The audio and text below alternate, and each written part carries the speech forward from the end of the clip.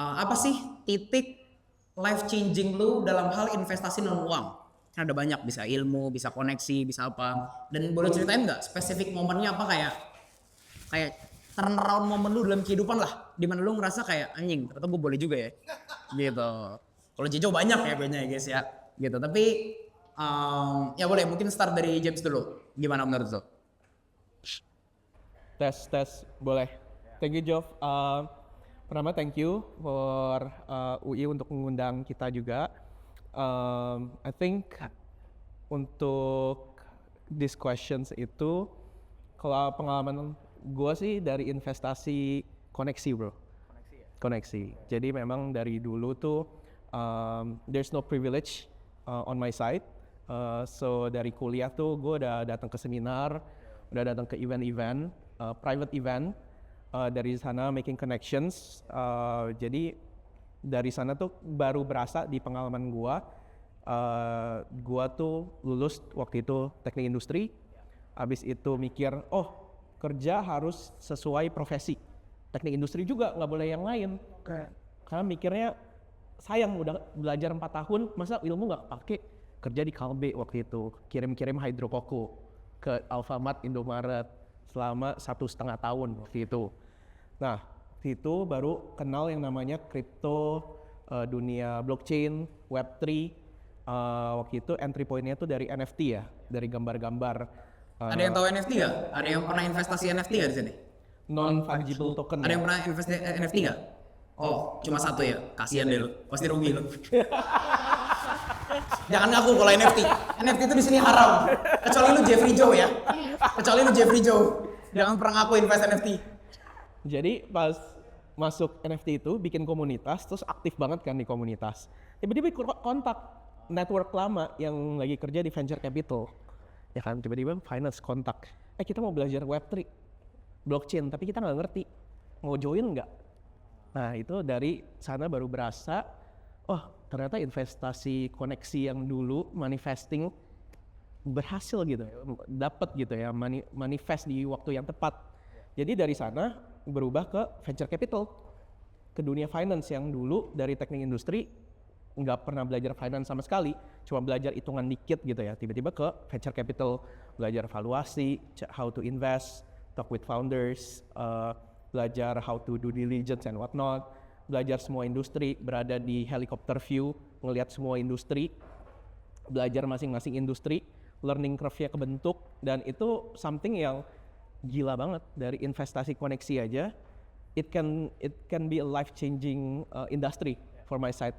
Dan dari sana yang bisa ngebawa aku juga ke industri kripto sekarang di Indodax. Okay. Jadi that's my answer sih. It's actually really amazing experience. Oke, tapi kalau investasi koneksi itu apa sih? Maksudnya lu investasiin waktu lu, kan malam-malam lu capek habis kerja, lu ketemu orang, lu bayarin dia makan, lu bayar apa kek buat networking gitu, lu bikin event sendiri. Gimana sih maksudnya investasi koneksi itu James secara lebih konkret buat kita nih mahasiswa yang pengen jadi, ibaratnya James nih one of a kind ya, dia di kripto mungkin VP termuda kali ya di Indonesia ya. Di umurnya 28 udah jadi vice president. Bisa dicontoh teman-teman kalau mau sukses di kerja korporat ya.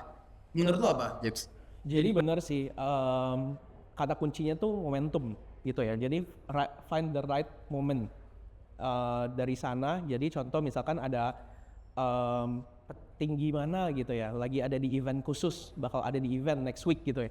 Kita udah lihat eventnya, kita udah cek, terus pas kita datang at the time ya for my side, itu when Q&A session, I ask the question gitu ya. Dari I ask a question, I do follow ups.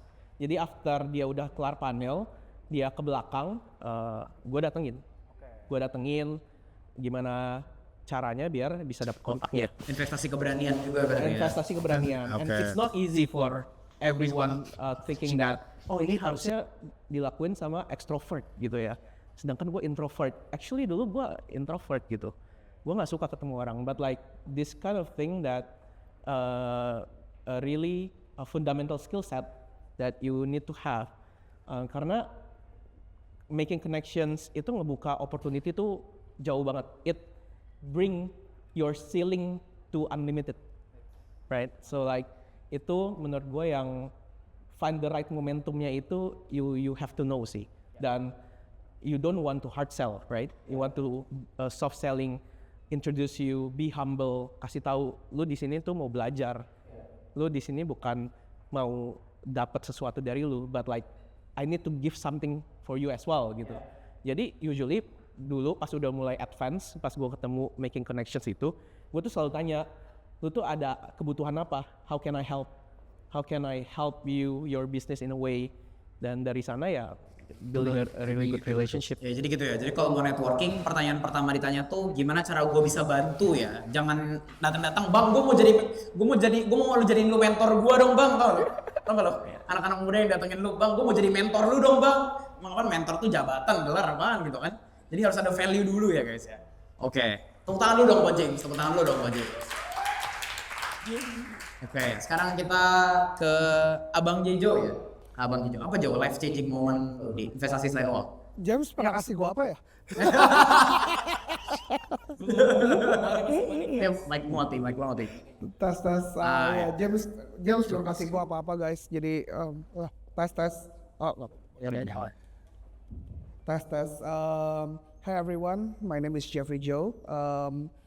Kalau ditanya breakthrough-nya apa, sebenarnya dalam hidup punya banyak breakthrough sih. Dan kalau boleh memberikan sedikit advice, mungkin aku adalah orang yang paling literally keuangan financial secara naik saham, kripto segala macam paling rendah.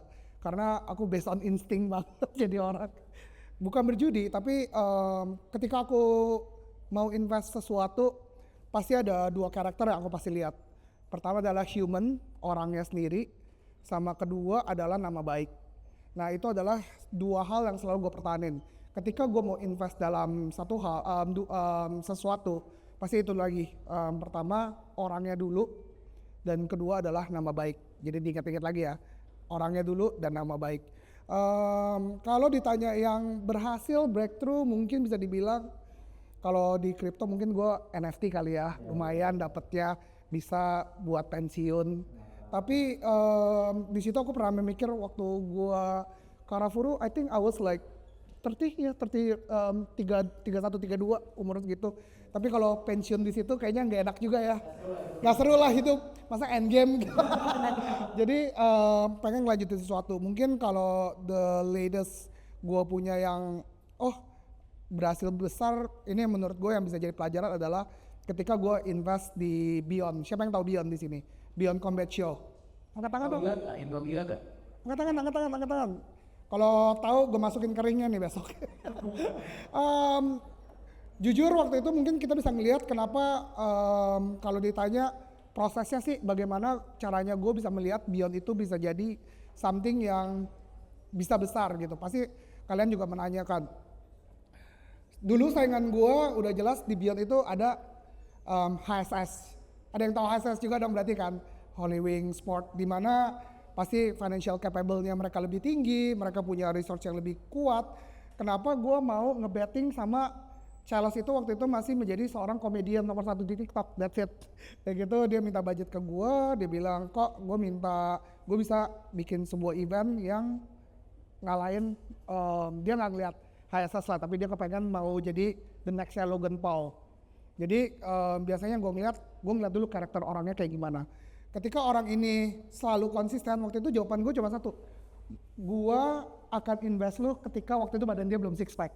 Jadi ketika gue bilang dalam 3 bulan lu mesti bisa jadi six pack, karena apa yang lu buat, lu mesti mencerminkan karakter bisnis lu. Ketika lu menjadi CEO-nya mau jadi CEO Beyond, lu masa badan lu gendut kayak gua? Nggak mungkin dong gua bilang kayak gitu. Lu 3 bulan lu mesti bisa jadi six pack. Dan ketika orang mau something dan dia akan melakukan, itu untuk jadi six pack itu berat loh. Kalau orang mau kaya mungkin bisa ke Emir, bisa ke Vaza, bisa ke Jove, belajar, ikut kelasnya, besoknya jadi kaya. Tapi untuk six pack nggak ada kayak gitu, nggak ada. Gue masih mau aman, nggak mau dilaporin gue. Tapi untuk jadi six pack itu lu nggak bisa kayak gitu. Lu nggak bisa besok ikut kelasnya Vaza, dan gitu besok ke six pack lu nggak bisa. Perlu namanya something yang gue bisa bilang, something yang nggak bisa dibeli dengan uang gitu. Dan itu adalah karakter orang yang gue akan invest gitu loh. Jadi ketika Charles 3 bulan kemudian dia jadi badannya lumayan kering dan gitu dia bilang gue ngeliat dia punya karakter dia kerja keras dan gue lebih baik menginvest sesuatu ke produk yang salah tapi orangnya benar. Karena ketika orangnya benar produknya salah itu bisa kita setir untuk menjadi produk yang benar. Percuma kalau produknya bagus tapi orangnya nggak benar, mau sampai kapanpun pasti nggak benar gitu loh. Mungkin di sekitar kita udah kelihatan lah apa-apa yang kalian bisa nilai sendiri. Tapi itu adalah 2 breakthrough dan 2 ilmu yang bisa gue bilang kalian itu bisa terapin di dalam hidup kalian. Pertama apa? Nama baik, dan kedua adalah karakternya dari human tersebut yang kalian mau invest. Jadi kalau kalian ke depannya ketika kalian mau mungkin kalau masuk ke capital market kalian nggak tahu lah orang-orangnya kayak gimana, tapi dekat-dekat dulu deh kalau kalian mau bikin bisnis sesuatu, kalian lihat dulu nih mereka itu punya integritas atau enggak, mereka itu punya karakter yang bagus atau enggak. Mulai dari 2 itu dan gua rasa 70% kalian akan selamat. Itu aja dari advice dari gua, terima kasih. Oke, nice. Berarti kalau misalnya gua rekap 2 itu ya. Yang pertama mungkin kemampuan buat gain trust dari orang, terus kedua insting untuk menemukan orang-orang yang tepat kali ya. Betul. So, itu penting banget sih, dan buat yang nanya gimana cara nge-gain insting kayak nih orang tepat atau enggak, mau nggak mau harus pengalaman gak sih Ju? Pasti lu sebelumnya gimana? Banyak dicelein, banyak ditipu sampai lu bisa nge-define oh sales is the guy. Pasti banyak sih, cuman kayaknya Tuhan kasih anugerah orang beda-beda. Gue percaya dengan setiap orang dilahirkan di bumi itu punya skill set yang berbeda-beda. Skill setnya gue dalam networking lumayan bagus dan gue punya insting untuk ngebaca orang ini bakal jadi the right person untuk gue invest lah gitu loh.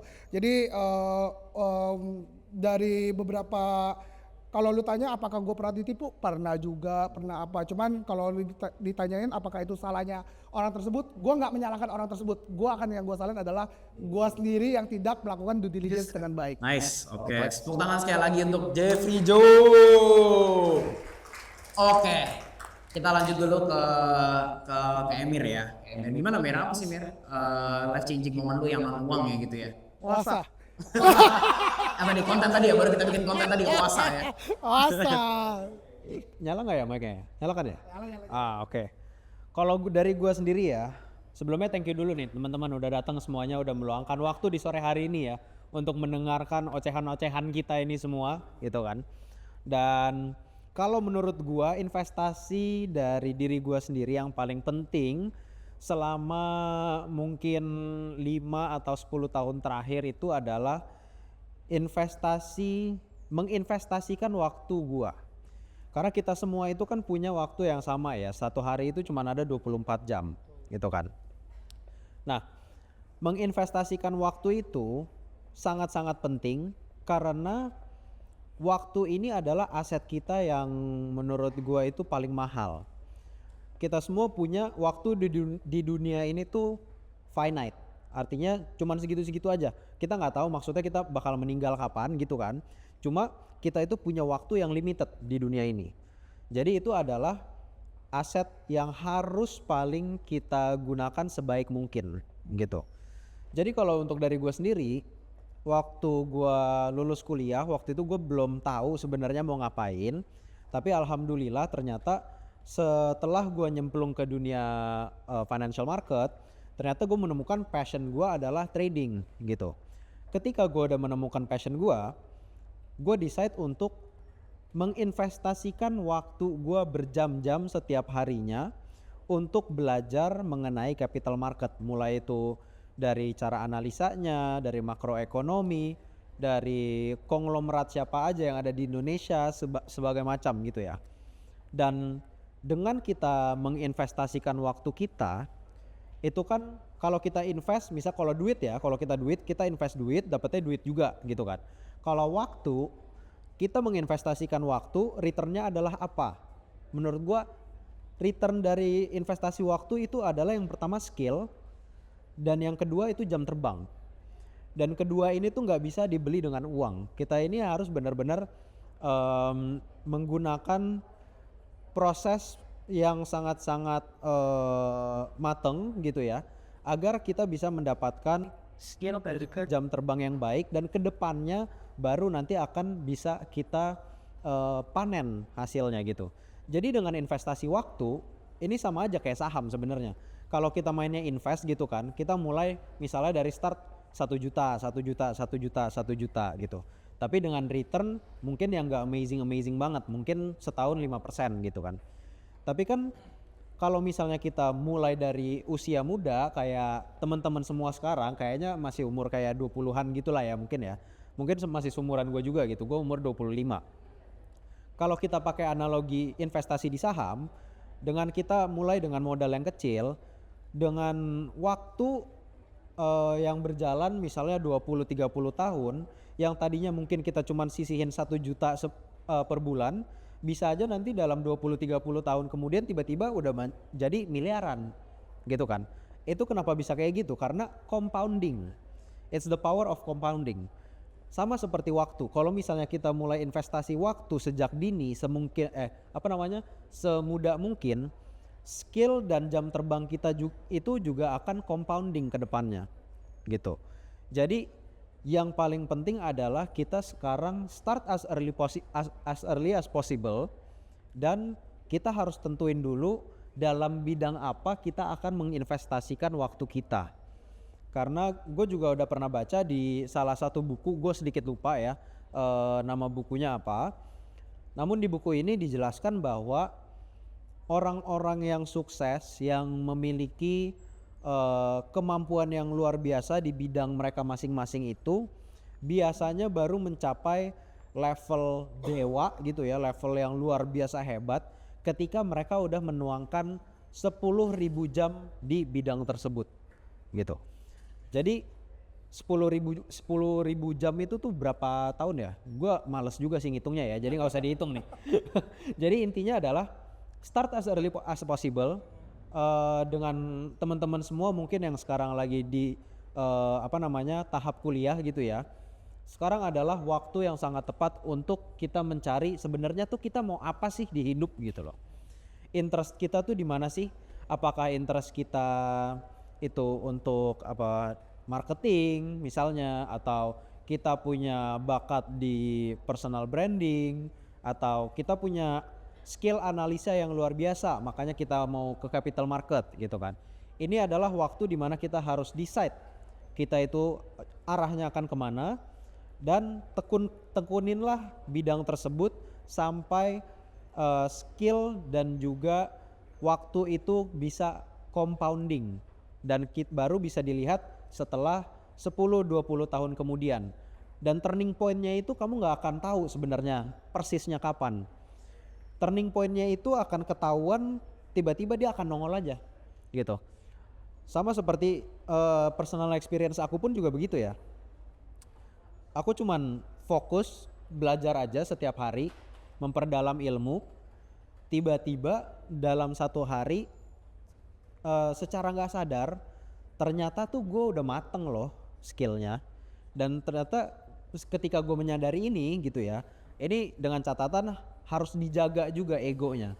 Jangan terlalu oke, gue udah mateng, artinya gue paling jago, gue mesti ini gitu. Jadi harus ada balance di antara kita sudah memiliki skill yang memadai, tapi at the same time kita harus tetap keep humble. Karena dalam pengalaman gue, semua orang sejago apapun, kalau misalnya nggak napak bumi, ujung-ujungnya jatuh lagi ke bumi. Siapa? Jangan kayak siapa dong, jangan kayak siapa. Gua Ini pom-pom saham bumi apa gimana nih? Enggak, bukan pom-pom saham bumi ya. Jadi mungkin itu ya, dalam singkat investasi yang paling worth it untuk gua adalah menginvestasikan waktu kita sendiri. Mungkin itu aja dari gua. Tepuk tangan untuk Emir. Ini dari James sudah investasi network koneksi, dari Jejo investasi cara nge-sense orang ya dan gain trust ke orang, dari Emir investasi otak sama waktu ya. Nah Faza harus beda ya guys ya. Kita challenge harus beda ya. Susah nih, susah. Ternyata gue manggung setelah selain manggung. Ini ibaratnya lu mainnya nih Za, harus gong nih. Yang di belakang yang ngantuk tuh tadi yang gini-gini tuh harus bangun Za. Harus bangun tuh. Gue tadinya pengen jawab cinta. Tapi gue baru diputusin ya, jadi nggak jadi gue jawab itu ya. Jangan. Karena Siapakah wanita itu? wanita apa pria? No. Yes, wanita guys. Sorry ini jokesnya agak-agak ini emang aneh. Emang aneh dia orang. Tapi gini, gua nggak mau jawab ilmu ya, kayak semua orang udah tahu lah ya, ilmu itu merupakan investasi yang paling baik itu. Cuman mungkin gua agak beda dikit ya. Dan ini mungkin agak personal. Di investasi itu ada yang namanya risiko, ya kan? Dan kita sebagai manusia selalu takut atau menjadikan risiko ini sebagai hal yang paling utama untuk apa? Untuk kita tidak melakukan investasi gitu kan. Jadi resiko ini adalah hal yang paling susah untuk kita breakthrough lah. Tapi kalau gue waktu dulu caranya gini sih, gue investasi ke orang yang bisa gue tanggung. Ini mungkin terdengar aneh ya, dan terdengar aneh lah, dan terdengar tidak sejalan. Kan gue backgroundnya tuh sandwich gitu ya. Ini sandwich apa sih? Dikit. Boleh nggak? Boleh nggak Mir? Sandwichnya tuh Dikit. orang tua atau Keluarga besar lah. tolong dong, boleh. Nggak biar orang tuh nggak salah info dari tadi. Tapi menurut gue berinvestasi ke orang-orang yang bisa gue tanggung itu merupakan hal terbaik, gitu ya. Ada momen di mana memang ya kalau misalkan ya kan waktu bokap gue udah meninggal lah ya, tapi ada ibu gue, ada adik gue gitu kan. Itu kan udah pasti lah ya. Cuman terkadang ada momen-momen di dalam hidup ini terkadang ada tanggungan tambahan gitu kan. Ya keluarga siapapun itulah ya, kalau misalkan kita punya keluarga, kalau gue pribadi kasusnya waktu itu keponakan gue, bude-bude gue. Ya ada kasus-kasus keluarga di mana memang gue nggak harus sebenarnya, itu kan bukan tanggung jawab gue gitu kan. Tapi waktu itu kondisinya di keluarga gue doang yang bisa nanggung gitu. Gue doang yang bisa nanggung gitu. Dan itu mungkin tidak sejalan ya, karena waktu itu kan gue umur kayak, ya gue masih early 20-an lah, 21, 22, 23 gitu kan. Itu mungkin agak kontra kan, gue baru mulai karir dan rasanya nggak bijak aja untuk menanggung apa yang seharusnya tidak gue tanggung gitu. Oke. Tapi gini satu hal, karena investasi di saham ya, waktu itu gue backgroundnya udah langsung terjun ke saham lah, dan gue berani manage duit orang lah, quote unquote gitu, nge-advise lah, penasihat investasi kan, gitu. Dan itu kan full of risk, ya kan.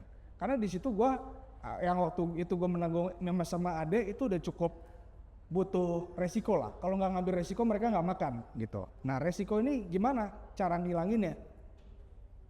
Menanggung lagi. Gue tanggung lah bude gue tanggung lah anaknya gitu, gue sekolahin segala macam. Biar apa? Biar gue lebih berani mengambil resiko. Ketika di saham, gue udah kerja keras segala macam. Yang namanya resiko itu pasti ada, dan gue takut gitu kan. Tapi gue tahu satu hal, kalau gue memilih untuk menanggung, Tuhan itu gagah buta gitu ya. Tuhan itu tahu, gak mungkin dia gagalin gue. Karena di perahu gue isinya banyak orang. Dia gak mungkin, gue yakin. Jadi 2022, ya dari 2020 COVID crash gue kena. By the way kayak 95% of my money itu di stock market loh.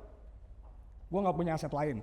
Gue gak punya properti dan lain-lain gitu. Tapi kenapa gue bisa survive 2020 ada crash, 2022 gue kena, ya tesis gue salah CPO gitu kan pemerintah, gue crash juga, kena juga, 2024 gue kena lagi, 2025 Trump, sekarang kena lagi. Mohon sabar cuan hilang ya Messi ya. Iya. Tapi satu hal yang pasti, tiap tahun gue makin kaya. Aneh gitu. Emang aneh. Kenapa setiap crisis gue selalu melaluinya gitu ya. Tapi kenapa tiap tahun duit gue makin nambah gitu loh. Itu tadi ya. Gue punya audacity untuk mengambil resiko. Karena gue tahu gue gak mungkin gagal. Karena gue tahu Tuhan gak mungkin gagalin gue. Selama gue kerja keras. Tentunya kerja keras. Gitu kalau gue. Lu main jualan agama nih mulai nih. Jangan jualan agama di sini Sa. Oh ya udah ya. Tepuk tangan buat Faza.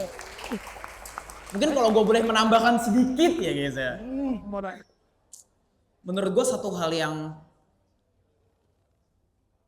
underrated banget buat Gen Z adalah investasi kemenahan rasa sakit sih. Jadi di tahun 2025 nih gue sharing aja. kekayaan gue bertumbuh ke angka yang gue nggak pernah bayangkan seumur hidup gue. Tapi bokap gue meninggal. Gue sama bokap gue tuh deket banget. Gue gak pernah seumur hidup pun sekalipun gue berantem sama bokap gue. Lesson learn-nya apa? Waktu itu bisa aja, abis bokap gue meninggal, let's say gue melakukan apa yang orang gak jelas lakukan gitu. Gue misalnya main cewek lah, gue misalnya alkohol lah, narkoba lah atau apa gitu. Atau misalnya gue stres gitu. Karena itu satu dari 2 orang terpenting di hidup gue gitu. Tapi yang gue lakukan apa? Gue tetap gas terus. Kayak Faza waktu itu saksi samping gue. Siang gue nguburin bokap gue, malamnya gue langsung mimpin meeting. Besoknya gue langsung mimpin meeting dari jam 9 pagi sampai jam 6 sore. Di kantor. Yang mau gue kasih tau apa? Sukses itu berpihak kepada orang yang rela menahan rasa sakit. Gue bisa ngejudge orang itu sukses atau enggak di masa depan dari hidupnya itu sekeras apa. Jadi kalau entah kenapa, makin sakit lu hidup. Lu diputusin cewek, lu ditinggal cewek, lu dicampakin, lu dibully. Kayak bully-bully Amerika gitu yang taruh di locker gitu, tau gak sih lu? Biasanya tuh orang-orang yang jadi. Asalkan mentalnya gak tempe. Nah salahnya, 80% teman gua, gak usah kalian deh. 80-90% teman gua ditinggal cewek ke Bali 3 kali dalam sebulan. Bisnis gagal, nggak mau bisnis lagi, mending korporat aja. Karena padahal dia tahu dia punya potensi gitu. Jadi itu sih rekap dari 5 kita nih ya. Gue menahan rasa sakit, James networking, Jejo kemampuan untuk regain trust dan nge-trust orang, Emir investasi waktu ilmu, sama Faza investasi beban ke diri sendiri ya. Gitu. Karena entah kenapa semesta punya cara yang unik untuk ngasih kita imbalan kalau kita ngasih manfaat ke banyak orang ya. Entah kenapa semesta punya cara yang tersendiri gitu. Makanya kenapa itu gue bikin revalue aja. Bullshit banget ya, bullshit banget. Jualan dulu. Bisa aja Pak Haji, bisa aja Pak Haji. Adinda izin. Izin masuk. Nah gitu. Jadi ya ini kan menarik ya tentang kesuksesan segala macam. Gue pengen bahas satu persatu dulu kali ya. Mungkin kan kalau in one word, James kan crypto, corporate crypto. Jijo mungkin entrepreneur lifestyle lah, atau serial entrepreneur lah. Emir trader, Faza investor and kelola duit orang lah, invest and manage lah. Advice bahasa yang lebih formal ya. Gue pengen tanya ke lu pada salah satu dulu sih. Let's say pertama dari Faza dulu. 2 hal Za. Pertama, gimana menurut lu saham? Pasti di sini siapa yang investor saham? Siapa yang investor saham? Yang bohong nggak bakal con ya tahun ini. Nah, langsung angkat tangan semua. Yang kripto mana yang kripto? Yang kripto. Buset, semangat banget tuh yang invest NFT tuh. Yang invest NFT semangat banget tuh. Udah short belum? Oke, BTC, mantap. Ya gue pengen tahu deh Faza dulu. Pertama, 5 checklist investor sukses. Sama 1, gimana cara lu bisa dipercaya sama orang untuk kelola hard earn money. Oke, kalau bukan hard earn money ya, trust fund money lah. Itu gimana cara lu regain trustnya? Karena Faza tuh pertama kali dia bikin fund itu bareng gue. Gue waktu itu umur 19, dia waktu itu pertama kali bikin umur 20 kayak 20-21 ya. Bocil umur 21, di sini mungkin kalian ada yang umur 21 di sini. Udah dipercaya kelola puluhan miliar. Dan ini literally legit. Dan Faza adalah orang yang gak pernah setahun pun dia bikin investor rugi. Dia gak pernah. Tepuk tangan dulu buat Faza. 2 hal itu Za. 5 checklist investor saham sukses. Sama gimana cara gain trust dari kliennya. Coba, lu dulu. Atau mau mikir lu, gue nanya yang lain. Susah banget pertanyaannya. Ini agak impromptu ya, sorry ya. 5 ya. Oke. Mungkin satu aja kali ya. Satu aja lah ya. Satu aja. The best checklist for sukses investor lah. The best checklist successful investor. Iya kan. Sekarang zaman enak banget ya guys. Ada ChatGPT, ada berita-berita, ada internet lah ya. Satu yang gua heran gitu ya, kenapa investor zaman sekarang tuh rugi dulu banyaknya gitu kan. Kalau kita lihat zaman dulu, seberapa susahnya investor itu. Kalau mau baca laporan keuangan harus ke emitennya langsung. Atau pintu Pak mau baca laporan keuangan dong, harus minta fisiknya. Sekarang ketik 2 detik di IDX udah jadi tuh laporan keuangan, gitu kan. Itu baru ngomongin laporan keuangan. Kita mau beli saham oil lagi naik nih, orang mau cek mulu di Twitter, gitu kan. Belajar industri oil, ChatGPT. Jadi sekarang tuh gampang banget, gitu kan. Tapi yang gua lihat, ya kenapa ya orang-orang tuh susah banget ya rasanya ya punya bisa beat the market gitu kan. Sukses menurut gua satu, mentalnya ya wajib kalian investasikan waktu kalian 2 jam sehari. Kalian mungkin rugi. Berapa lama 2 jam sehari? Berapa lama? 2 jam sehari. 2 jam sehari dalam jangka waktu berapa lama? 3 tahun. Oke. 3 tahun. 3 tahun. Kalian nggak mungkin rugi sih. Gak mungkin, Za? Nggak mungkin sih. Oke. Pasti kaya jadi, Za? Iya, investasi waktu lagi. Jangan pernah jawab nggak mungkin. Yang berjawab mungkin. Jangan jawab. Gue lagi mancing nih, gue lagi mancing. Pasti kaya berarti, pasti kaya. Jangan. Oh, iya, jangan. Jangan. Salah. Salah, izin. Tapi gini, kemungkinan besar. Iya, kemungkinan besar gitu ya. Iya kan. Gua rasa orang-orang itu sekarang ya paling banyak challenge itu satu mental cepet kaya, ya kan? 2 FOMO gitu. Satu hal yang tadi gue ceritain, gue baru lah, gue anak baru lah, gue baru 7 tahun di market, itu sangat baru sekali gitu ya. Tapi kan gue udah melalui beberapa crash gitu kan. Nah di situ yang gue rasa kesimpulannya adalah ya you have to stay for the long game gitu loh. For the long game, jangan cuman bulan ini invest, besok kapok ya kan. Baru mulai kena MSCI langsung exit. Brandon exit. Nah menurut gua satu, waktu 2 jam sehari ya kan, kalian bisa cari tahu lah di mana sih sumber-sumber learning source buat belajar gitu kan. Pasti bisa. Karena ya gua rasa kenapa gini, kadang-kadang orang selalu memetakan gini ya, kan 99% investor rugi, berarti saham scam dong. Sekarang kalau gua tanya gini gimana? 99% orang yang naik mobil itu nabrak, kecelakaan. Kalian mungkin nggak mungkin, tapi kalau gue bilang ini iya karena 99% yang nggak pernah belajar cara naik mobil. Make sense gak? Jadi kita harus punya data yang tepat dong. Belum tentu ya kan, kita coba tanya lagi. 99% investor rugi, ya kan?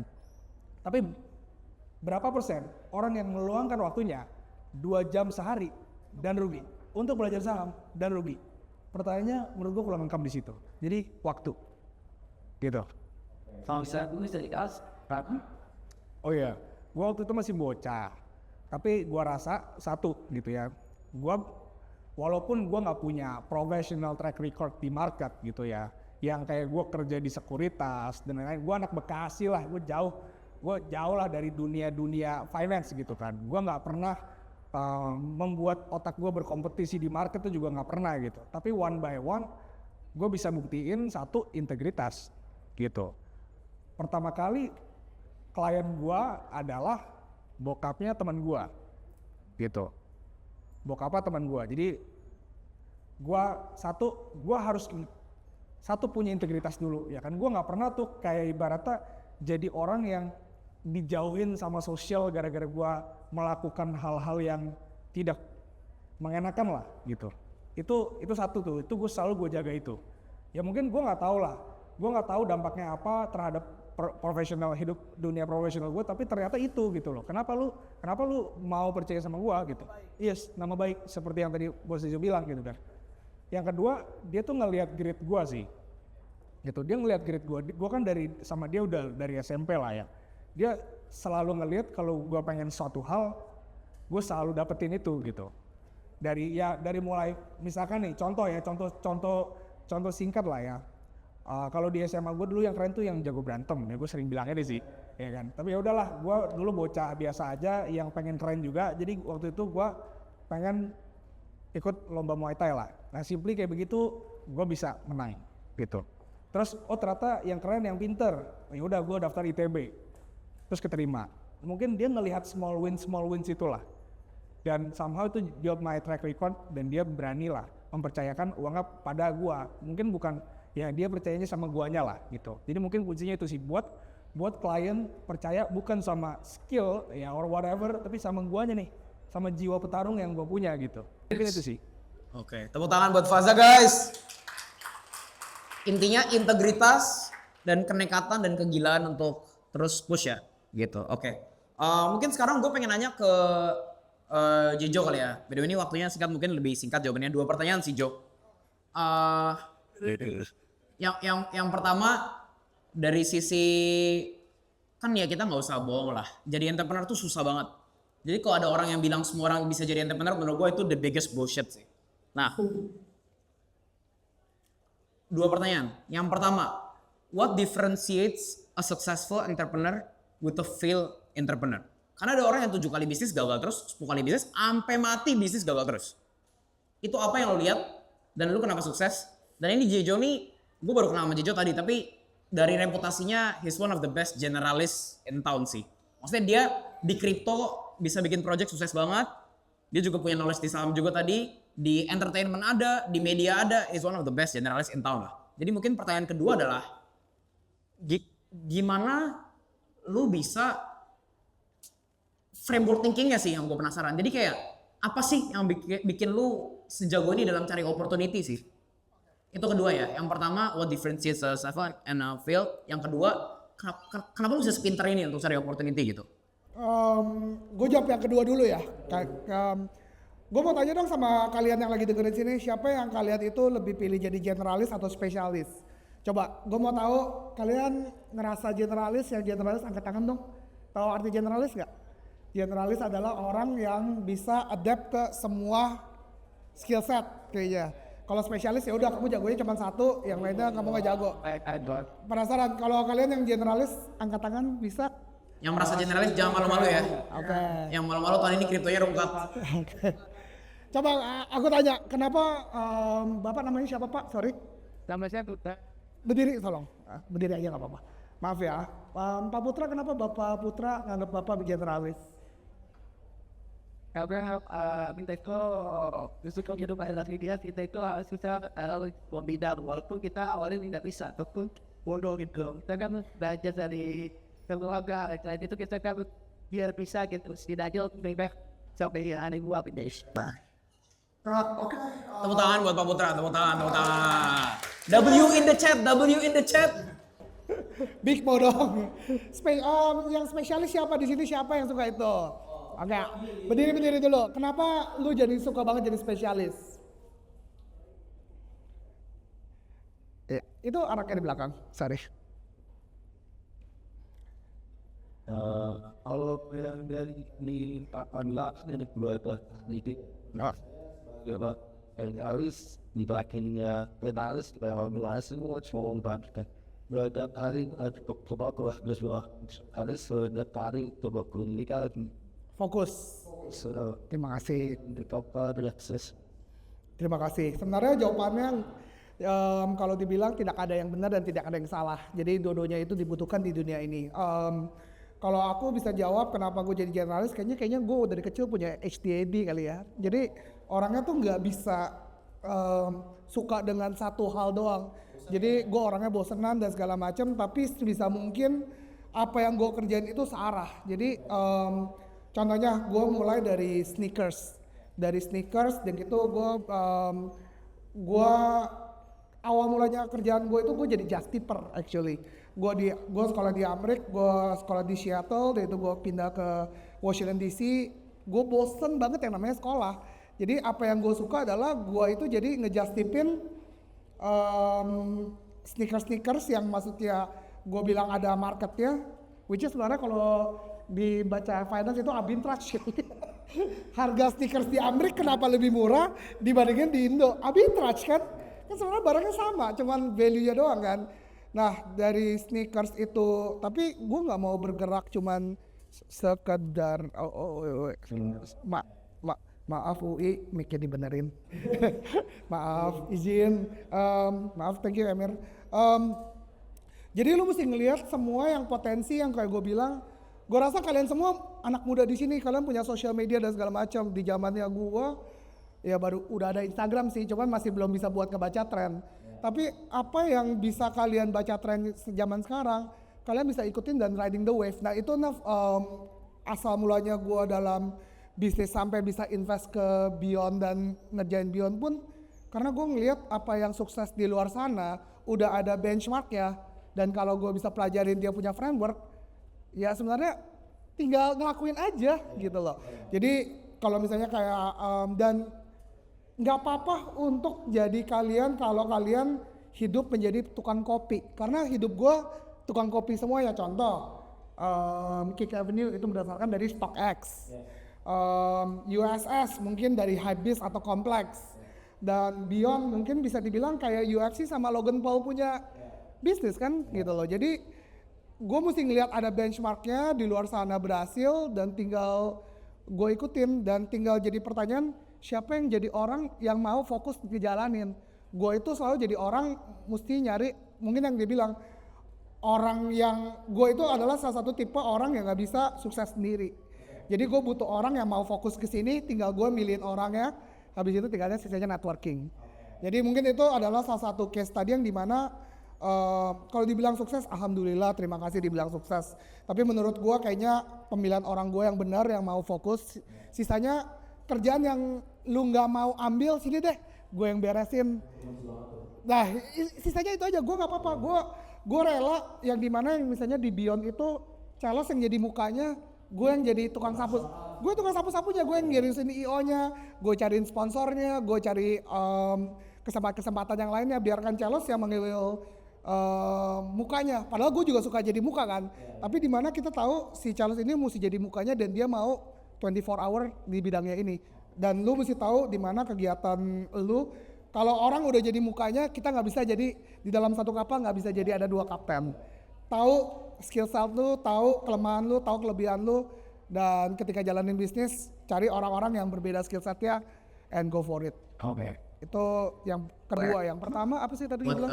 ya satu kunci aja kali biar cepet sukses sama gagal. Serial successful sama serial failure. Bedanya apa? Udah pasti orang sih. Jadi maksudnya Udah pasti apa?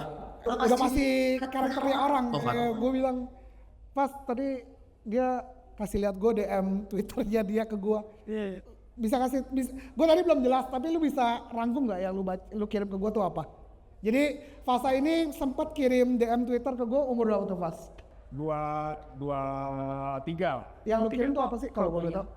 Gua simply kayak introduce aja, karena kan waktu itu gue sempat konten di X kan, walaupun masih dikit lah, masih kecil lah. Terus somehow lu tuh nge-follow gua. Oke, gue nge-follow lu karena gue ngeliat ada value, pasti dong gue ngeliat value ada di lu. Lanjut. Terus kayak ya udah gue bilang ke lu, "Ko, thank you for following me, bla bla bla bla bla bla. Gua suka juga sama konten lu dan gue ikutin bla bla bla bla." Terus lu nanya gitulah, "Apa sih yang bisa gue bantu?" Itu pertanyaan yang tadi di backstage tuh juga tanya ke gue kok. Apa yang bisa gue bantu kan? Bukan kita nanya, bukan. Jadi setiap kali kita ketemu orang dan segala macam, which is tadi James juga udah ngomong, jangan selalu nyari apa yang lu bisa ngelakuin ke gue dulu, tapi selalu tanya apa yang bisa gue bantu. Dan ketika kita udah ngelihat si Faza itu dari umur 21 dan sekarang dia masih konsisten dan makin bertumbuh, berarti kita bisa ngeliat apa? Ini orang bisa jadi orang. Dan gue mau invest sama orang seperti ini gitu loh. Jangan sampai Faza ini udah umur 30 makin tinggi dan makin sombong ya Mir. Jangan, kita mesti cari orang-orang yang masih kayak gini, masih muda, masih keker, masih mau mencari ilmu dan masih semangat. Itu udah di mana-mana momen return of investment lu kenceng banget. Dan dia masih konsisten dari zamannya dia nge-tweet, nge-DM gue, dan sampai sekarang ya gue bisa ngeliat ada potensinya. Itu sih gue ngeliat orangnya. Terima kasih ya, terima kasih. Yo, Emir. Oke, sekarang kita masuk ke Emir. Nah, untuk case-nya Emir nih menurut gua agak sedikit unik. Kenapa agak sedikit unik? Karena we know that Emir is a legacy kan. Dan lu juga nggak menyembunyikan itu kan Mir. Bahwa your dad is one of the most prominent figures lah di Indo, di stock market gitu. Jadi pertanyaan gue dua sih. Yang pertama dari sisi gimana cara lu stay konsisten as a trader, karena waktu itu Emir ngasih tau gue kayak dia usir di saham Dewa minus, tapi on the flip side pernah cuan tergede di saham Dewa sehari juga kan. Terus bilang ke gue berapa ratus juta gitu, berapa miliar gitu. Jadi kayak Gimana cara jadi konsisten as a trader? Karena menurut gue jujur ya, trader tuh otaknya sakit sih menurut gue. Menurut gue untuk lu bisa jadi successful as a trader ya, bukan investor ya. Otak lu tuh harus twist in the head anjir. Atau ya ini salah atau enggak ya, tapi menurut lu gimana? Sama kedua, kenapa lu punya ambisi segede ini untuk bikin konten? Even though you don't have to. You can just follow your father's legacy, lanjutin gitu. Mungkin di sini ada beberapa yang pewaris, tapi Emir ini gue sebutannya spesies pewaris rasa perintis. Gitu. Mirip banget sama Jeju juga kan. Gitu. Jadi gimana tuh Mir? Dua hal itulah kalau gue recap ya. Yang pertama, kenapa lu bisa konsisten banget jadi trader? Apa pengorbanan yang lu lakukan? Sama kedua, ya kenapa lu mau masuk sosial media dan kenapa lu masih punya drive? Sementara bokap lu tuh udah seprominent itu. Oke, boleh. Jadi mungkin yang pertama dulu lah ya. Yang pertama, kenapa gue bisa menjadi trader yang konsisten gitu kan. Menurut gue untuk menjadi trader yang konsisten ataupun investasi ini juga termasuk ya. Hal pertama yang harus kita ketahui adalah musuh pertama di dalam dunia investing ataupun trading adalah ego. Maksudnya gimana? Kalau misalnya ego gua itu tinggi, itu artinya gua nggak bisa mengakui kesalahan diri gua sendiri. Gitu. Jadi setiap posisi trading yang gua ambil itu kan berdasarkan sebuah tesis ya. Jadi kalau udah gua membangun sebuah tesis menurut tesis gue ini sahamnya akan naik sedemikian rupa, barulah gue hajar, gue beli dengan size. Biasanya kalau gue kan prinsipnya all in or nothing gitu kan. Jadi ini sebenarnya biasanya tapi berdasarkan probability. Kalau probability-nya itu udah sangat-sangat besar untuk menjadi trade yang successful, itu gue akan all in gitu. Itu yang pertama. Tapi yang harus kita catat adalah ego kita itu nggak boleh tinggi. Karena kalau ego kita tinggi, kita itu nggak akan bisa mengakui kesalahan diri kita sendiri. Jadi ketika gue udah all in gitu ya, dan tiba-tiba ternyata tesis gue salah, kalau misalnya ego gue tinggi, ini gue udah mulai mencari alasan-alasan lain nih. Kenapa mungkin kedepannya sahamnya akan tetap naik gitu. Dan jadi itu yang harus pertama kita catat ya. Ego harus dijaga, nggak boleh tinggi. Dengan ego kita yang rendah, kita humble. Kalau misalnya tesis gue salah, ternyata sahamnya balik arah, gue tanpa ragu-ragu nggak usah mikir lagi, langsung cut loss gitu. Karena dalam dunia trading ini sebenarnya ini bukan gede-gedean return, bukan siapa yang paling jago cari 100%, 200, 300%. Yang paling hebat, yang bikin trader hebat itu adalah siapa yang bisa preserve capital mereka in the long run gitu. Dan siapa yang bisa melewati masa-masa krisis kayak Faza gini ya, udah krisis berkali-kali dilewatin tapi masih bisa survive dan justru malah makin kaya gitu kan. Itu adalah definisi sebuah trader hebat. Bukan yang bisa dalam satu hari, gua generate 500% nih, emang lu cuma 20% gitu kan. Itu bukan definisi trader hebat. Trader hebat itu dilahirkan dari konsistensi gitu. Jadi yang pertama tadi ego, dan yang kedua adalah approach-nya itu jangan worry about the money. Dan ini sebenarnya turning point di mana performance trading gue itu justru skyrocket. Tadinya let's say gue punya duit 100 juta DRDN gue gitu kan. Gue itu tadinya gue selalu berpikiran bahwa oke, untuk gue jadi orang kaya dalam 6 bulan atau dalam setahun minimal gue harus doublein equity gue. Gue harus dapat return 100%. Jadinya kalau misalnya dengan return 100%, gue hitung-hitung dalam 2 tahun, 3 tahun, 4 tahun, berarti dari 100, 200, 400, 800, 1,6 miliar. Artinya dalam 5 tahun gue akan achieve, akan breakthrough 1 miliar rupiah gitu kan. Nah, dengan pemikiran seperti itu kan fokusnya ke outcome-nya, ke duitnya gitu kan. Kalau kita fokusnya ke duitnya, itu tuh secara psikologis akan sangat-sangat mengganggu trading performance kita sendiri. Karena setiap kali kita mengambil posisi, kita itu bukan mikirin apakah setup tradingnya ini bagus atau enggak, apakah tesis gue ini masih valid atau tidak, apakah udah waktunya cut loss atau gimana gitu loh. Fokusnya justru malah ke duitnya. Contohnya gue masuk ke saham 100 juta minus 10% gitu kan. Minus 10% artinya lagi rugi 10 juta gitu. Dengan rugi 10 juta ini justru gue malah mikirin oke, gue nggak boleh nih rugi 10 juta, gue harus menang. Kalau gue rugi 10 juta artinya untuk gendabelin ke 200 juta sekarang gue butuh 110 juta gitu kan. Jadinya ini udah mulai masuk ke psikologi lagi nih. Artinya gue nggak boleh kalah, gue nggak mau cut loss. Di trade ini gue harus menang gimana pun caranya gitu. Akhirnya average down lagi, average down lagi, average down lagi. Cuman karena memiliki target untuk ngedabelin equity-nya. Padahal yang harus kita perhatikan kan apakah tesis kita ini masih berlaku atau enggak gitu kan. Kita harusnya kalau misalnya udah minus 10%, kita itu udah introspeksi. Kenapa bisa minus 10%? Kan secara analisa kita masuk di awal kan dengan anggapan bahwa ini saham bagus gitu loh. Kenapa saham bagus gue tiba-tiba turunnya 10% gitu. Kalau misalnya kita fokusnya ke prosesnya, dengan saham 10% turun 10% harusnya itu udah cut loss gitu loh. Dan yang harus digarisbawahi juga adalah capital preservation itu sangat penting karena ketika kita secara equity itu maksudnya duit yang kita punya di dalam RDN kita ya. Batasnya itu mentok-mentok kita itu cuman boleh loss 10%. Karena setelah kita loss lebih dari 10%, itu ngebalikinnya tuh nggak sama gitu loh. Maksudnya gini, kalau kita loss 9% untuk break even, kita itu butuh return 9% juga gitu. Kalau kita loss 10% untuk balikinnya, untuk break even, itu butuh 11%.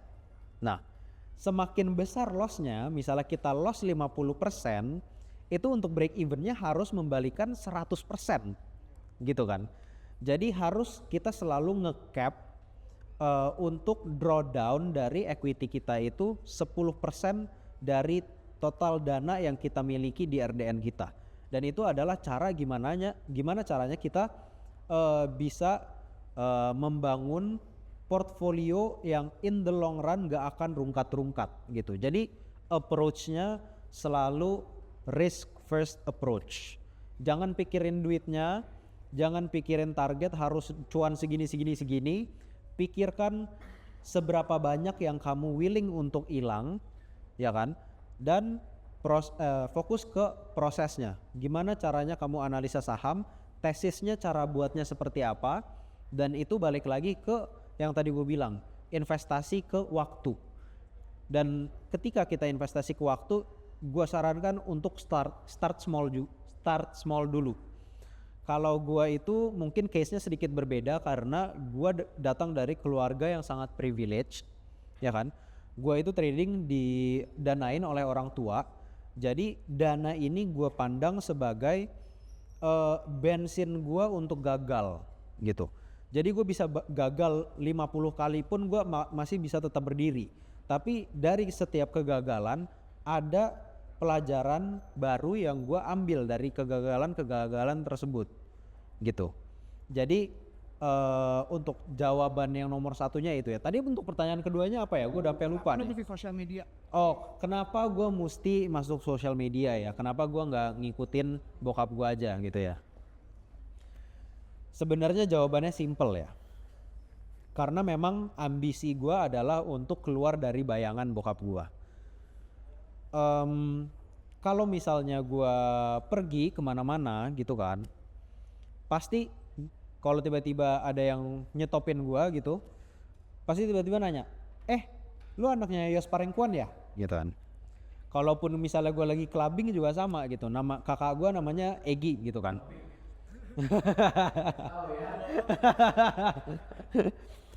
Kakak gue namanya Egi gitu. Tiap kali gue clubbing tiba-tiba ada aja orang yang nyamperin. Lu tuh adeknya Egi ya gitu. Tapi gue nggak pernah dikenal sebagai Emir. Oke. Gue itu nggak mau dikenal sebagai anaknya Yos Parengkuan ataupun adeknya Egi Parengkuan. Gue mau dikenal sebagai Emir Parengkuan. I want to make a name for myself.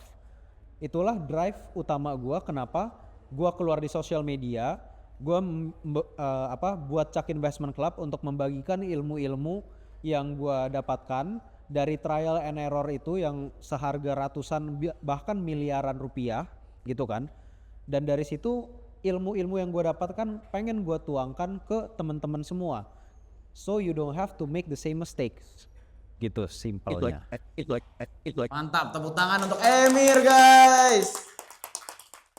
Oke, mungkin sedikit aja James kali, James terakhir ya. Sedikit mungkin kalau bisa 5 menit aja ya James, ya, izin. Pertanyaan pertama, gimana menurut lu market crypto sekarang? Jadi market outlook nih khusus James. Sama kedua, apakah menurut lu crypto tetap menjadi tempat yang sangat bagus apabila seseorang ingin menjadikannya part yang penting dalam proses mencetak kekayaan gitu? Bebas, mau secara profesi kayak lu atau secara investment juga gitu.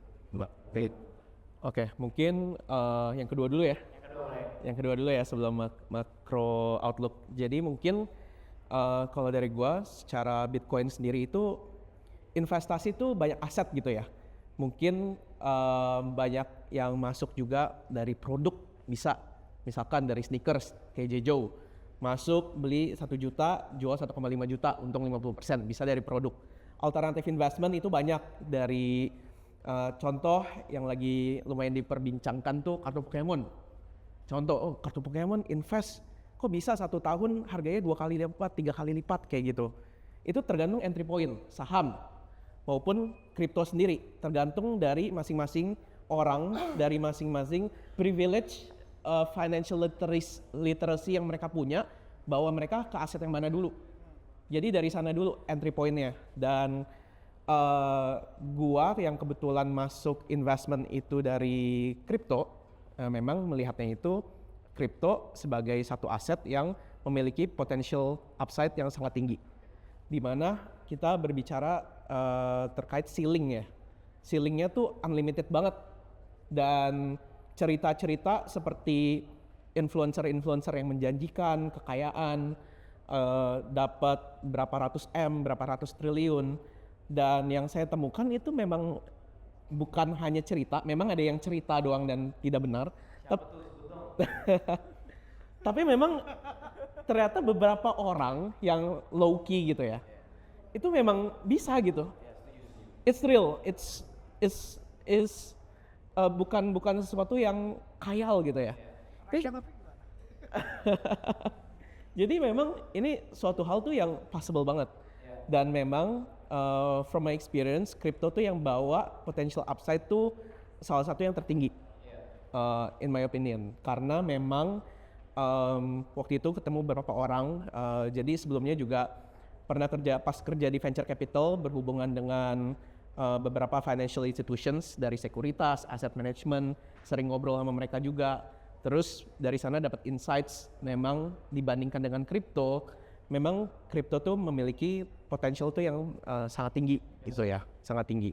Dan kita ngomongin kripto, kita ngomongin aset seperti Bitcoin, dan ya, top 5 lah ya, Bitcoin, Ethereum dan lain sebagainya, itu memang punya limited upside yang sudah tinggi tapi tetap limited. Dan kripto yang orang-orang dapat yang banyak justru bukan dari aset-aset seperti itu, tapi aset-aset seperti yang hangat diperbincangkan tahun 2022-2023 seperti meme coin gitu ya.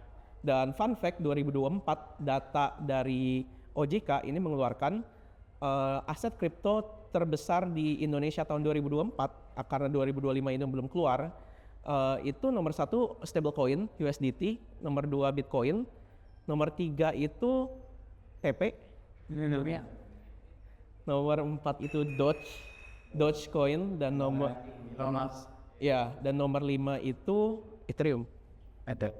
Jadi memang di Indonesia sendiri kita tuh suka banget gitu yang namanya meme, dan memang melahirkan banyak-banyak orang kaya baru ya kita bilang ya. Dan memang saya melihat aset kripto itu sebagai salah satu aset yang memiliki potential upside yang paling menarik. Jadi memang kita bandingkan dengan alternatif investment lain, itu kalian yang menentukan, karena orang tuh masuk ke entry point-nya dulu, baru nanti financial literacy-nya tuh kebuka. Oh ternyata ada aset-aset lain dong, dari aset-aset lain ini mereka melakukan benchmarking dan mereka mulai diversifikasi gitu ya. Misalkan yang iseng-iseng doang, oh iseng-iseng main kartu Pokemon gitu ya, iseng-iseng, cuan dikit nggak apa-apa, tapi kan iseng-iseng. Tapi most of his back gitu ya, atau most of his investment itu misalkan ada di saham, atau misalkan ada di Bitcoin. Itu tergantung orang masing-masing. Tapi memang by historical data dan by price action right now, crypto tetap salah satu aset yang paling menarik dari sisi potential upside. Nah, untuk menjawab yang pertama tadi terkait macro outlook, memang tidak bisa dipungkiri dengan harapan kenaikan yang besar gitu ya dari kita. Namun market signal dan ini divalidasi juga dari beberapa sumber dari luar, memang terdapat beberapa signal yang menunjukkan penurunan. Dan signalnya itu lumayan strong, dan saya tidak melihat penurunan ini sebagai suatu kelemahan. Karena balik lagi, kalau kripto naik, orang-orang mikir, aduh nunggu deh harga turun. Terus pas sekarang dikasih turun, orang-orang mikir, hancur, kripto hancur, nggak mau masuk, gitu kan. Jadi kapan? Dan apa yang membedakan setelah bertemu dengan beberapa orang sukses gitu ya, yang benar-benar transparan terhadap how he get his money dari kripto dan lain sebagainya, itu action gitu ya. Taking the action ini yang suatu hal yang paling mahal, di mana oh udah dapat informasinya nih, udah due diligence, dapat information, ini udah cocok banget masuk kripto. Masuknya nanti siang aja deh, atau misalkan nanti sore aja. Padahal informasinya udah jelas, ya kan? Masuknya besok aja deh, masuknya lusa aja. Ya sama ya, playbooknya kalau di saham udah dapat signalnya, udah clear gitu ya, due diligence-nya udah clear, tapi nggak take action, procrastinate gitu ya. Take action-nya tuh later, sampai dia ketinggalan. Dan ini apa yang membedakan beberapa investor yang benar-benar sukses sama yang average. Yang benar-benar sukses itu selalu once they get information, they take action. Dan action-nya ini yang menjadi suatu hal yang paling mahal. Karena itu yang bisa membedakan, oh mereka tuh punya keberanian untuk mengambil resiko. Dan itu yang membedakan sih. Jadi untuk macro outlook, ini dari makro ada signal-signal penurunan sekarang dari makroekonomik, geopolitical conflict juga. Ini masih uncertain in the market, nggak cuma di Indo, nggak cuma MSCI, tapi di global juga. So banyak yang bilang sekarang cash is king, tunggu wait for the moment. But for my opinion, personally, psychological support itu ada di sekitar 60.000 dolar. Jadi 60.000 udah paling cicil. Ya, 60.000 start accumulating for myself. Non financial advice. Yang dicicil apa nih? Just sharing. BTC atau Manta yang dicicil? Bitcoin. Oh, Bitcoin dulu dicicil. izin. Oke, siap. Bitcoin dulu. Tapi Kenapa Jejong nutup mata? Jejong nutup muka. Tapi memang itu tergantung entry point ya, karena financial literacy kita ngomongin, oh awal masuk Bitcoin, dari Bitcoin nanti punya curiosity belajar alts, Ethereum, Solana, terus dari sana nanti punya curiosity lagi belajar memes gitu, contoh. Terus belajar nggak cuma trading di centralized exchange, tapi trading juga di decentralized exchange, di perps trading. Jadi emang trader itu semakin advance, makanya itu consistency is one of the most key important thing ya, consistency. Ya jadi itu aja sih. Oke, tepuk tangan untuk James.